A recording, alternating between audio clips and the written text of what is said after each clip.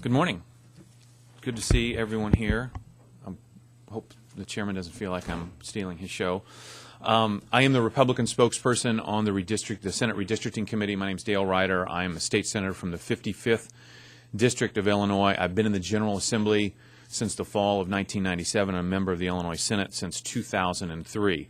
I'm very pleased that my leader, Senate Republican leader Chris Rodonio, decided to put me on this committee and put me as the Republican spokesperson, because this is a critical issue. Of all the issues that we talk about, I think this may be the most important issue that we discuss, because good government depends upon fair elections. Fair elections depend upon a process of deciding where the legislative boundaries go that makes sense.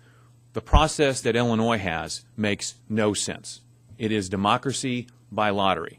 In 1981, the Democrats won the flip of the coin and drew districts to build their majority. In 1991, the Republicans won a flip of the coin and drew districts to draw their majorities. In 2001, the Democrats won again and drew districts to build their majorities. That's not what the 12.5 people here in Illinois deserve. They deserve a process that says we're going to have a bipartisan effort at drawing legislative boundaries that represent Illinoisans in common sense fashions, trying to abide by commonly recognized boundaries like county boundaries and municipal boundaries.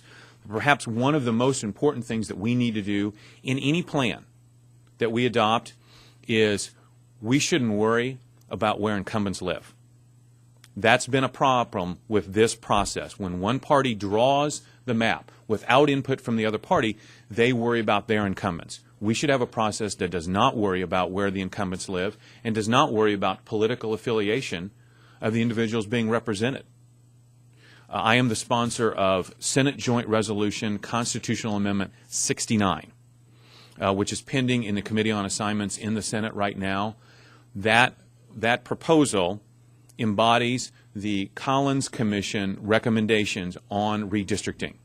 It requires the setup of a temporary redistricting commission, the hiring of a firm to help draw maps, and then gives the General Assembly 3 opportunities to adopt a map that does not take into account incumbents' addresses, does not take into account political affiliations of the citizens, complies with federal law with regards to the Voting Rights Act and every other statute out there with regards to federal law on drawing boundaries, gives the General Assembly 3 opportunities to adopt a map by a 2/3 supermajority.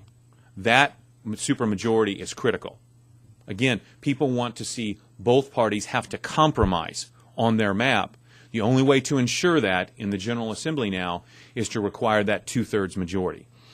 If the General Assembly, after the 3rd try, cannot agree on a map, then the Supreme Court will hear the map that the Temporary Redistricting Commission has recommended to the General Assembly.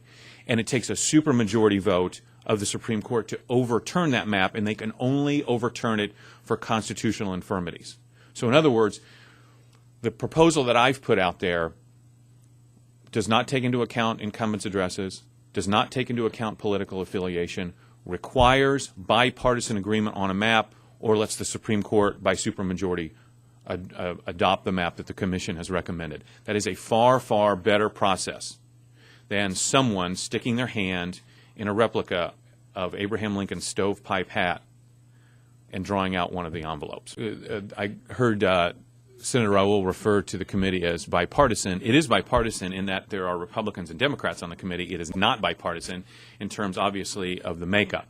I would like to see it 5-5 or 8-8, but I don't think that my argument's going to win the day on that. But I think this is a critical enough issue, Melissa, that I would like to see in a closer balance or even a balance on this, because I don't think Illinoisans want us to go into the process by stacking it one way or another, and that's the way the committee is stacked. But I still have faith that we can work through and present a bold case for reform on this issue. Well, I hope so. This is a terrific opportunity for the Democrat Party to really put something behind their words that the trouble with state government in the last 6 years was the former governor. And we've heard that a lot, that the former governor was the one who led to all the difficulties that we've had in the last 6 years. And now that once he's gone, it's kind of a new day here in Springfield. This will be a terrific opportunity for the Democrat majority to demonstrate that that's more than just rhetoric. Anything about Iowa? I know Senator Raoul has previously mentioned that Iowa would not be a fair representation of Illinois' diversity. Do you have any opinion about that going into this? Well, I am, like Senator Raoul said, I'm also not an absolute expert when it comes to the map-making process. There may be other ideas out there, and I want to be clear that I suspect that we'll have members in the Senate Republican caucus who may file other proposals. We're open to change, to different kinds of change other than what I've put on the table here, except for it's got to be real reform.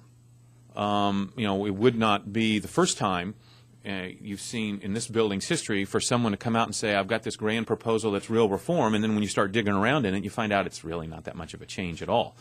And we may see that yet here in the next few days here in Springfield. But we want to look at all those plans, including the Iowa plan, but we want to arrive at something that worries less about protecting incumbents and worries far more about protecting citizens' interests. And the current process falls far short of that.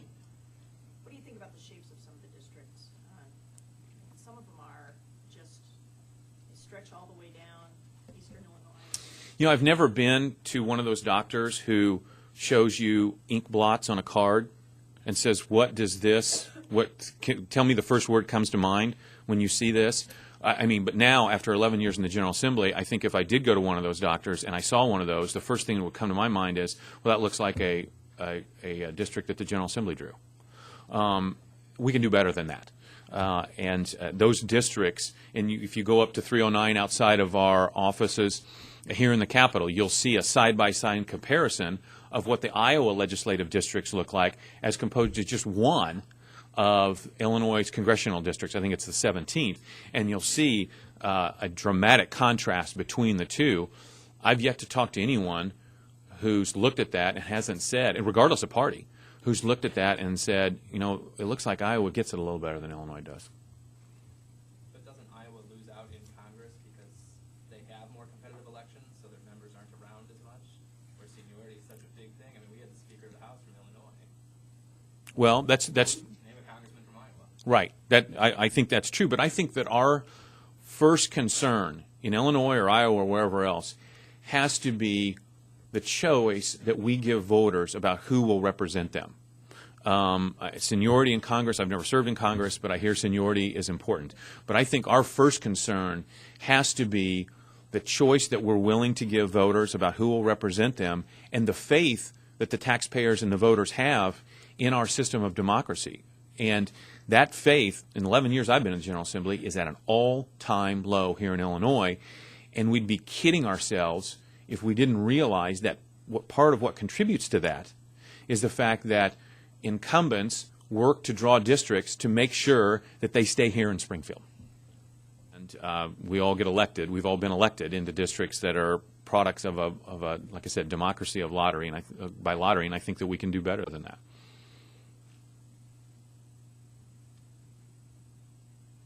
Any other questions? All right. Thank you all very much. Appreciate it.